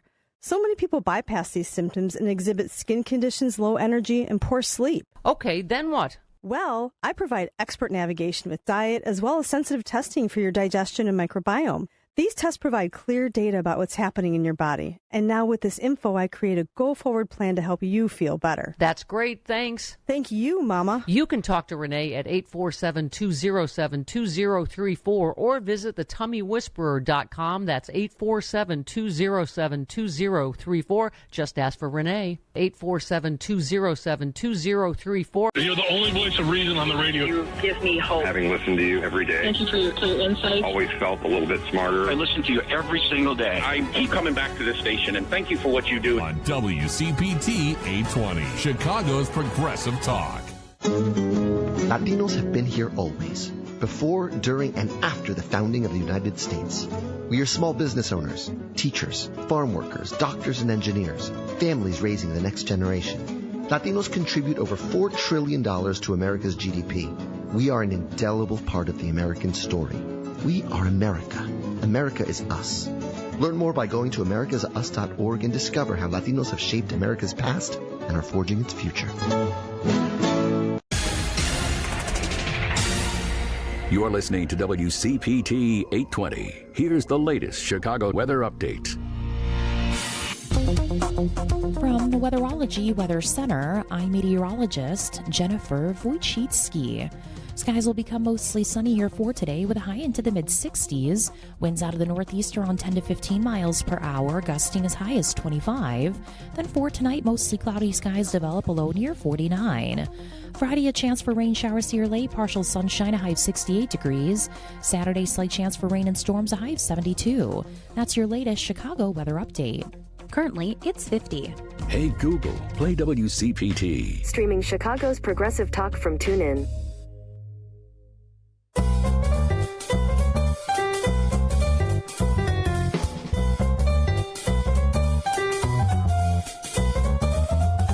It's Choose Views, where we read more than just the headline. Now here's your host, Richard Chew. Hey guys, welcome back to the show. Thanks to Kate Lincoln-Goldfinch, an immigration attorney in Austin, Texas, that's doing just phenomenal work to reconnect families and protect those who are at threat of what ICE is doing. And you heard her say at the beginning of the segment how ICE has ramped up their activity, but we're just not hearing about it. Follow Kate. You can get involved. She's always looking for people that want to be part of the team. So reach out to her, and they will let you know what you can do. Another strong voice, another fighter that we've had on our show before, and unapologetically too, which is awesome. Dante King is one of those voices that we all know in America right now. Has been really a proud fighter, university professor, speaker, author, and one of his latest books, his 2026 release, The Psychopathy. I got it right this time, Henry. The Psychopathy of Whiteness. Wow. Brace yourselves, guys. Good morning, Professor. Welcome back to Choose Views. Good morning, my good friend. It's always great to be with you. You too, Dante. Thanks for hanging out this morning. I was just talking with Kate Lincoln-Goldfinch about the way in which this administration and the acolytes, particularly those who are state leaders, governors and AGs and secretaries of state, and then some state legislators in red states are doing everything they can to separate us as a country. Nothing there is being done to pull us together, to really bring us together. You and I haven't talked in a few weeks, but the most recent thing that's happened, obviously, is this voter rights act and legislation that so many people like you and me have been saying for decades this was coming. And it's the thing. I said this last week, Dante. I said, I know affordability is important. There's no question in my mind that it is. Accountability is important. But this particular act is the thing that can actually, in so many ways is more important. But a lot of people, not enough people are paying attention to it or angry enough about it, because this is the one that can make all these other things go away, because it eliminates people being able to be on the playing field. Talk to us a little bit about that. Absolutely. I agree with everything you said. And I recently wrote an article on my Substack titled The Psychodynamics of White Supremacy and the Attack on Democracy, because what we're also seeing are all of these states that are engaging in redistricting. And so in this article, I point out that white supremacy is not just prejudice or bias. It is a psychological, political, legal, and cultural system.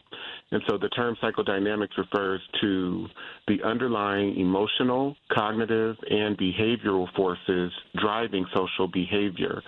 And in both of my books, both Diagnosing Whiteness and Anti-Blackness, as well as The Psychopathy of Whiteness, I argue that many of America's racial structures are driven by fear of loss, domination, racial insecurity, projection, denial, and collective conditioning, and that these dynamics shape laws, institutions, media, policing, education, and voting systems. And so white supremacy is not merely an ideology.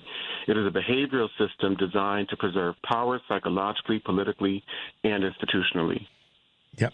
And that's where we are. I mean, this is, as you so well put it in your article, this is, people are referring to this as Trump 2.0, but this is Jim Crow 3.0. And when I read that, I thought, yeah, this is exactly right. And I believe this, Dante, it is, and this, your words resonate so well in this space. There's a targeted group, but when we look at this like a bullseye, I said it before, I'll say it again, there's a targeted group. There's a center of that bullseye, that dartboard, and it's black folks and other folks of color. I won't even say other folks of color. It's black folks. And then the rings that surround that target is everybody else, except those who are supposedly straight white Christian men in America. I think this administration right now is hell-bent on America looking like the example, if you want to call it that Pete Hegseth is trying to present himself as being, as this ultra strong, sophisticated, and I won't call him sophisticated, but this ultra strong sort of, I'm the He-Man of the universe white dude. That is what this country, that's what they want this country to look like. So I say to my Caucasian brothers and sisters, they're coming for you too. Don't think for a second that they don't want you off the playing field as well. Dante. Oh, absolutely. And I'll comment on that, and then I want to go back to a point that you made. I have an article that is coming out today on my Substack that is about kind of this AI plantation that we're on and the takeover, and how white working class people in professional positions, white collar positions, will be hit very hard. And they don't understand how capitalism does not have any friends. The oligarchy of this country and of other, nation states, they don't have any friends. They see the bottom line, and to them, people are as good as their production and the profit and the revenue that they can generate. But to the other point that you made, as far as how this is specifically targeted toward black people, I really wish we taught the true history of this country. And I study it from a legal perspective. This moment reminds me of when, for example, California and Illinois both upheld, so California in 1919 and then Illinois respectively in 1924, both upheld that both racial zoning ordinances in a sense and also racial restrictive covenants could be recognized through the courts as both legally binding documents as well as legally binding practice. In 1926, the Supreme Court of the United States upheld both. In two cases, one was Corrigan v. Buckley that upheld the racial restrictive covenant or restrictive racial covenants, and then the other was Euclid v. Ambler, which upheld racial zoning ordinances.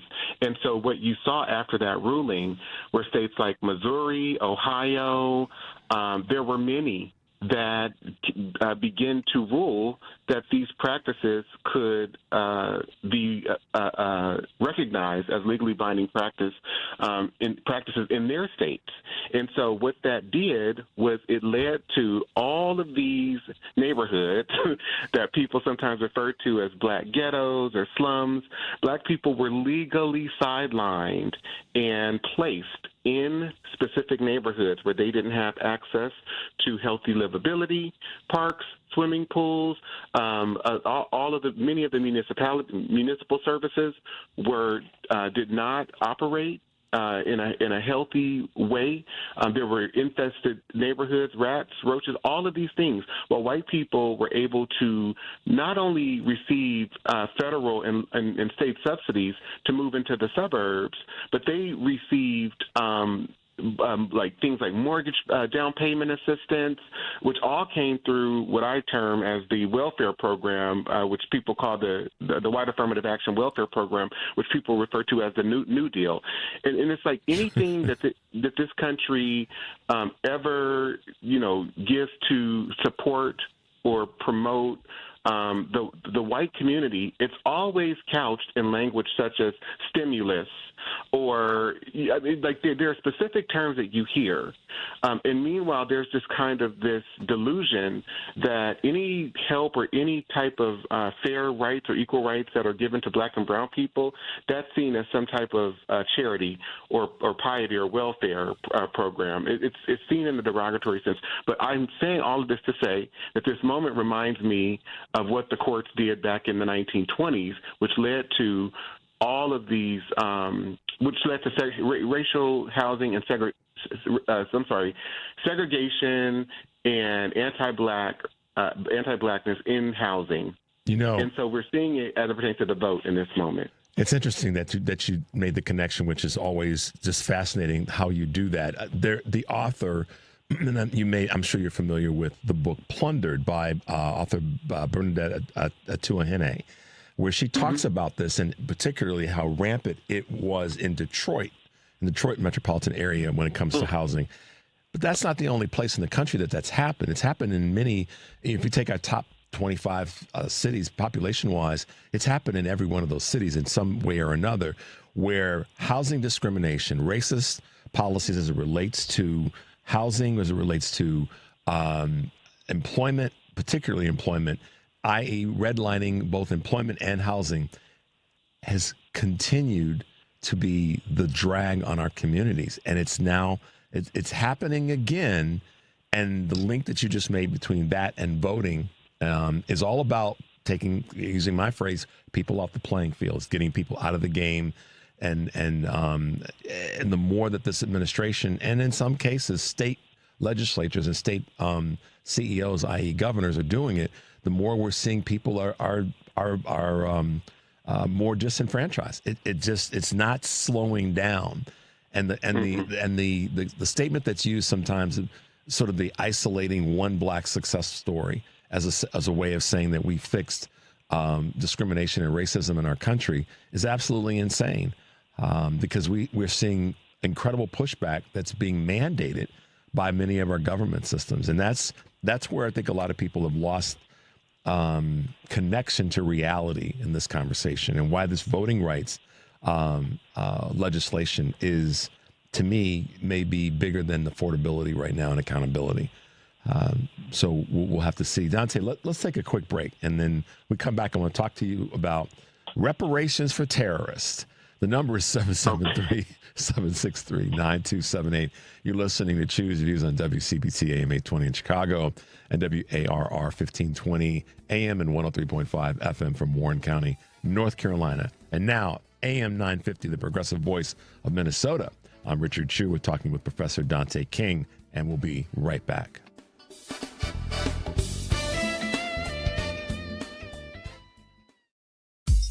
The Thom Hartmann radio program provides all of the intelligence, information, and insight you'll need to win the water cooler wars. Weekdays 11 to 2 right here on WCPT 820, Chicago's progressive talk, where facts matter.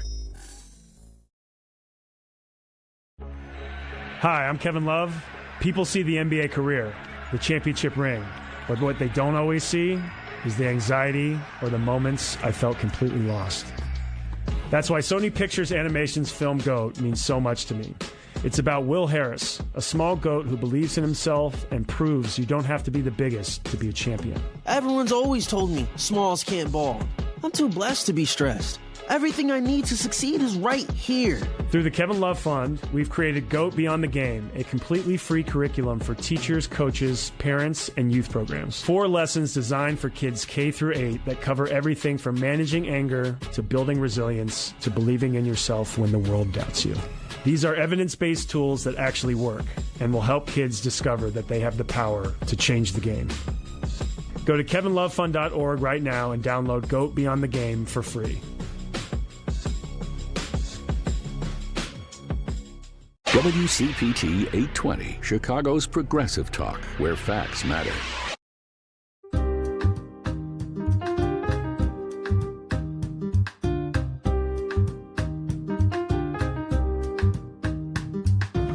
We may be waking up, but we're still engaged.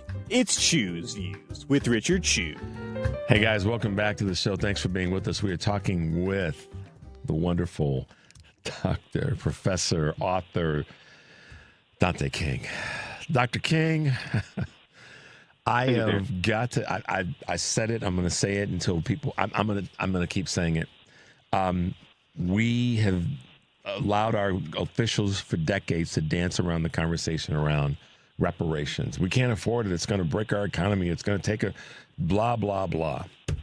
And now, in a blink of an eye, we have a reparations fund for terrorists.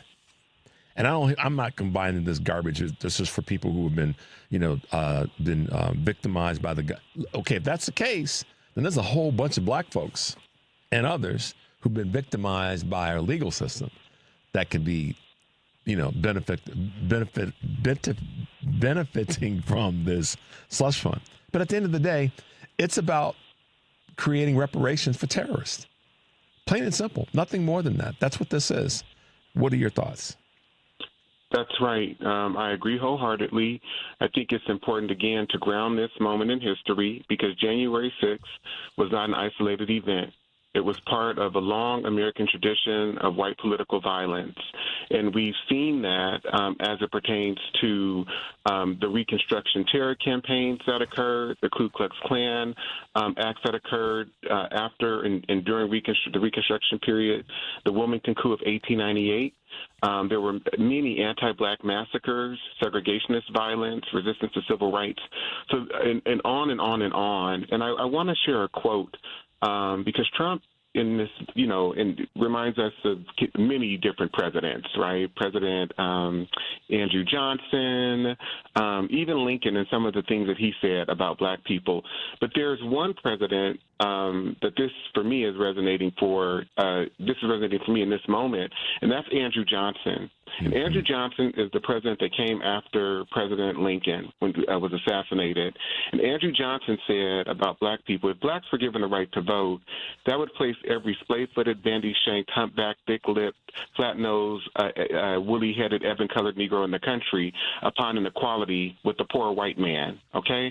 But I'm referencing him because he also did something else that is many times overshadowed or not spoken about, and that is after the treasonous who joined the Confederacy fought against the United States, which was called the Union, President Andrew Johnson absolved them of that offense. Now, they were considered treasonous, seditionists, and he allowed them to write to him to really inflate or compliment his ego, and he allowed them to write and write letters of apology. And upon receiving those letters of apology, he not only absolved them of their offense of participating in the Civil War and fighting against the U.S., he handed them back their land. Yep. Yeah. So we've been down this path before. A president's ego gets stroked, and the people that stroke the ego get a pass, not just a pass, they get largesse. And so, yes, this is why history is so important. knowing it, digging into it, but this is also why this administration has worked so hard to get rid of it, to redirect us from it, and that by creating that environment where we get rid of history, it keeps the society stupid, not just uninformed, but stupid, because then they act off of emotion, they act off of things that don't tie into legitimate logical thinking, and all the rest, and belief systems. I saw something about the voting in Texas, and I just got to put this to you real quickly, that this woman went into the voting booth, on her way into the voting booth, and she was interviewed by a member of the press, and she said that she was going to vote, and it was in the primary, the Republican primary, Paxson and Cornyn. And she said that she didn't know what she was going to do, but then she heard Donald Trump, and she, as she put it, a man of God, tell her that she should vote for Ken Paxton because Donald Trump, through God, told her to do so. And so many times, God has been used as a tool to harm people when it comes to their rights, their civil rights, what we built our Constitution off of. And now we've got this woman, Paula White. Ironically, her name is White, not Paula Johnson or Paula Davis, but Paula White is saying that to say no to President Trump or to Donald Trump would be saying no to God. That's where we are, Dante. Well, I think, in my work, and I know it will be hard for some people to hear what I'm saying and what I'm about to say, but I really do study the emergence of the collective white group as a political cult. Mm-hmm. And what I mean by that is when you understand that the group of white people that begin to form in the late 17th century, I would say early to mid, and then by the late 17th century, Europeans are calling themselves white in North America. They are operating as a political group. It's a political cult. And the reason I call it a cult is because anyone can join the cult at any time. And so, for example, Germans were not considered white in the 18th century. There's many books on how they were seen as kind of unassimilative aliens, language that was used toward East Asians in the 20th century. But as it goes on and it builds, it's really about targeting black people and embedding this idea psychologically that, we are better, and the way that we look, our lack of melanin is what makes us better. And so by being inducted into that cult, you take on the education, the ideology, and the delusions that are promoted in that cult. And so you don't have to really believe in any true facts of sorts. It's about accepting the narrative, right? And I think this is so important because we have an entire country, and this doesn't just affect white people. It affected me before I understood the true nature and history of this country. But it affects black and brown people because we too are in the cult because we attend these educational institutions. We watch and participate in entertainment.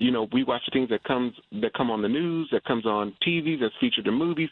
And so there's so much driving this. It's almost impossible to see outside of it.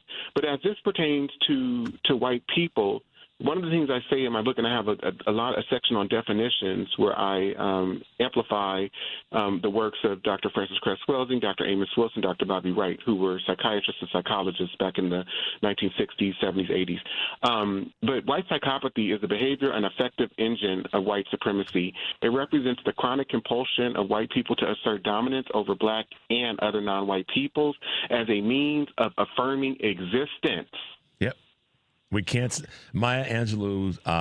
It was Toni Morrison. Let me get this right. Andrew Jackson. We got to get that right. And Toni Morrison.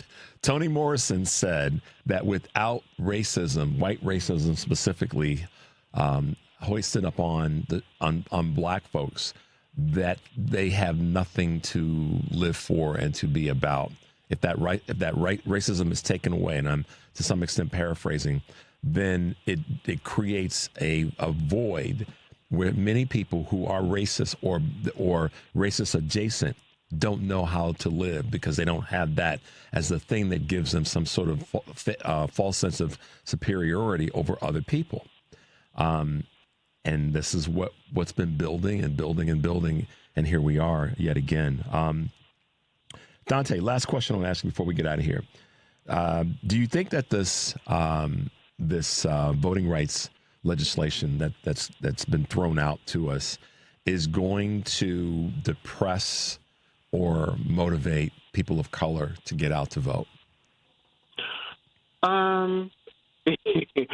It may, right? But I think inherent within your question is somewhat of a supposition that, all people are going to vote Democratic, right? Yeah. There are many, I've been so dismayed and disappointed lately at the number of black men who are positioned in the Republican Party who are saying things like racism doesn't exist anymore, and it doesn't matter who's in the chair, whether they're white or black, because we just need the best person. Like, they're promoting anti-black and anti-non-white narratives, and they're also amplifying white supremacy. Yep. I hope that it would amplify, that this would not force, but compel and really motivate a multiracial and multicultural voting bloc to show up and vote in this next. To the point that you made earlier, this is not just an erosion of black people's rights. Yes, it is hitting black and brown people mostly, but some white people in these districts are affected as well. Yeah. And I think that that's not been amplified enough. That is my hope. Well, and to that point, I'm sorry, I didn't mean to cut you off. The one congressman, I just drew a blank on his name. He's in Alabama, African-American brother. He said that my district is 47% African-American. It's 53% not African-American. So that just goes to show the numbers. It's not just my opinion or Dante's opinion or feeling that this is going to already impacting white voters. His district's being eliminated, and it's not a predominantly black district. So to our Caucasian brothers and sisters, y'all got to lean in too on this one, because this is coming. It's coming. We've been saying it. Please believe us this time. Please believe us this time. Dante King, man, it's so great to have you with us. I hope you have a safe holiday weekend and keep up the great work. Keep informing us with all that you do. We really appreciate it, okay? Thank you so much. Can I just share, people can follow me on Substack, and please consider becoming a paid subscriber, and also go to DanteKing.com if you want more information. Thank you, Richard. Thank you, Dante. Be well, my friend. We'll talk to you soon, okay? You too. Bye-bye. Right, bye-bye. Well, guys, there you go. Dante King, Kate Lincoln-Goldfinch, Rick Tivers, U.S. Representative, Congresswoman Robin Kelly were all kind enough to hang out with us today, and I'm honored to have talked to all of them. Hope you guys will follow them and listen to what they've had to say today. And hopefully today's show had some meaning to you. Let's stay in the fight, y'all. Stay tuned for the Stephanie Miller Show. And remember, take a deep breath and make your life count. We'll see you tomorrow.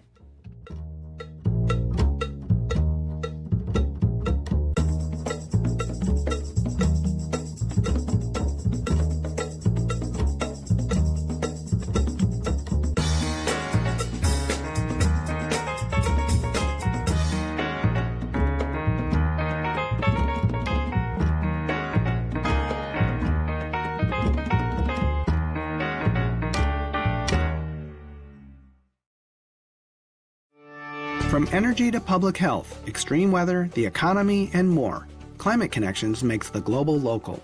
Hear it weekdays during the Thom Hartmann program and during Joan Esposito, live, local, and progressive, right here on WCPT 820, Chicago's Progressive Talk, where facts matter.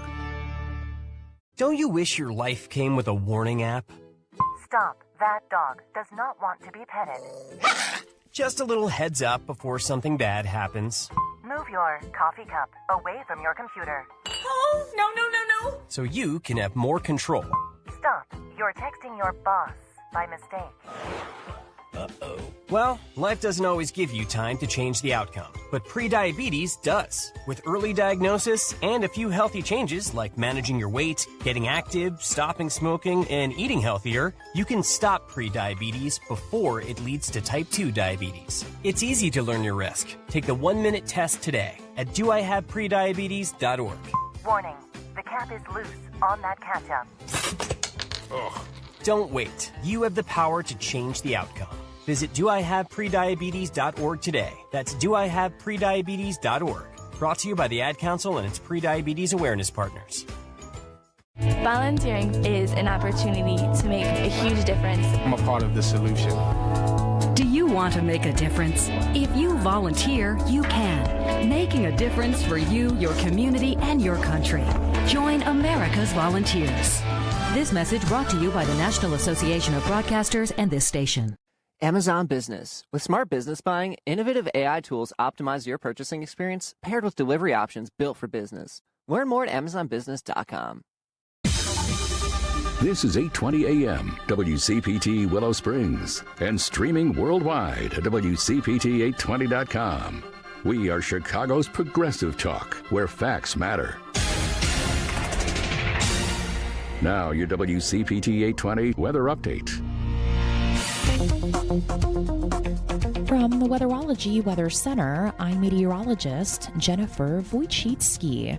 Skies will become mostly sunny here for today with a high into the mid-60s. Winds out of the northeast around 10 to 15 miles per hour, gusting as high as 25. Then for tonight, mostly cloudy skies develop a low near 49. Friday, a chance for rain showers here late, partial sunshine, a high of 68 degrees. Saturday, slight chance for rain and storms, a high of 72. That's your latest Chicago weather update. Currently, it's 52. This is Chicago's Progressive Talk, 820 AM, WCPT Willow Springs, and online at WCPT820.com, where facts matter. Hey, this is Tom Hartman. If you're highly compensated, retired, or run a successful business, it's likely you're wasting thousands in needless taxes every year. Most CPAs file after the year ends when it's too late to reduce your taxes.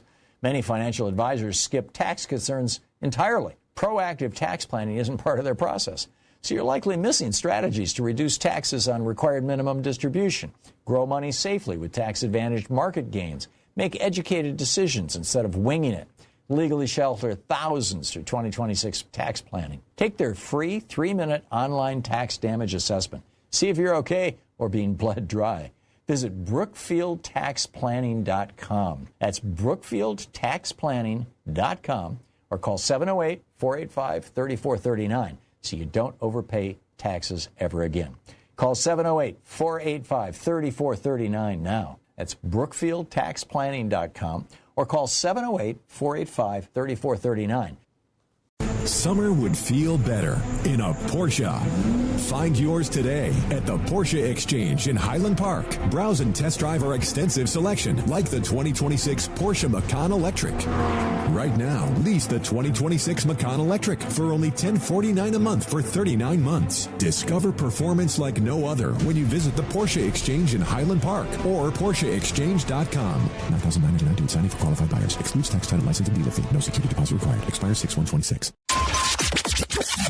WCPT replay. Joining us now on the phone is gay icons living legend, John Waters. Your body of work has shaped the lives of so many people. Like, even this morning, my neighbor was texting me. She's like, please tell him that Crybaby was my gay awakening. Funny, because there's no gay characters in Crybaby. I know. But there's something about, like, your movies, the embracing of camp, the embracing of tacky, the just all-out, just queer counterculture nature. Do you ever feel a responsibility for lifting the voice of the counterculture? Well, I'm proud of it when people say that, I made them feel okay about themselves. And I wrote a whole book called Role Models about the people that did that for me. Yeah. Everybody needs a bad influence they can look up to. Keep listening to WCPT 820 because facts matter. This is WCPT telling you how you can shop Bluth. With the summer finally being here and everyone going on those vacations, let's look at some hotels that support the Democrat Party. Hyatt Hotels. Now, Hyatt Hotels is owned by the Pritzker family. Why does that Pritzker name sound so familiar? Oh, that's right, Governor J.B. Pritzker, governor of Illinois. Safe to say that Hyatt Hotels supports the Democratic Party. Choice Hotels. Now, Choice Hotels donated $1.3 million to Democrats in 2024. And if you're wondering, Choice Hotels owns Quality Inn, Sleep Inn, Okono Lodge, and Roadway Inn. Wyndham Hotels.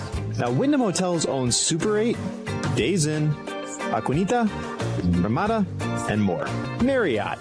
Marriott donated $228,000 to Democrats in 2024, and Hilton Hotels donated $241,000 to Democrats in 2024. This has been WCPT telling you how you can shop blue. WCPT Replay. The professor of political science and women's and gender studies at Brooklyn College and the graduate center of the City University of New York and author of Sex Is As Sex Does, Governing Transgender Identity. Yeah, Paisley Curra. The legislation that they've passed doesn't really speak to any particular problems. Like the legislation that they've passed might be described as like a solution in search of a problem. The legislation covers, school and college participation in sports. And when it comes to like elite sports, that's already governed by the whatever sports associations. They have their own policies and they're working through policies on transgender participation. So it's not necessary for legislatures to weigh in on that. This legislation is really targeting like middle school and high school kids at the non-elite level, and that is where it really just part of enrolling transgender people in the culture wars to create problems where none exist. Keep listening to WCPT 820 because facts matter. This is WCPT telling you how you can shop blue. Let's see if we can shop blue and slay by looking at clothing brands that support the Democratic Party. Nike. Now, yes, Nike's co-founder is very Republican. However, the other 83% of the company supports the Democratic Party. $894,000 in 2024. Dior. Now, Dior does not give to politics, but some of their employees do. And 84% of their donations went to Democrats in 2024. Adidas. Adidas also does not give to politics, but a lot of their employees do, as 97% of their employees' donations went to Democrats. Gucci.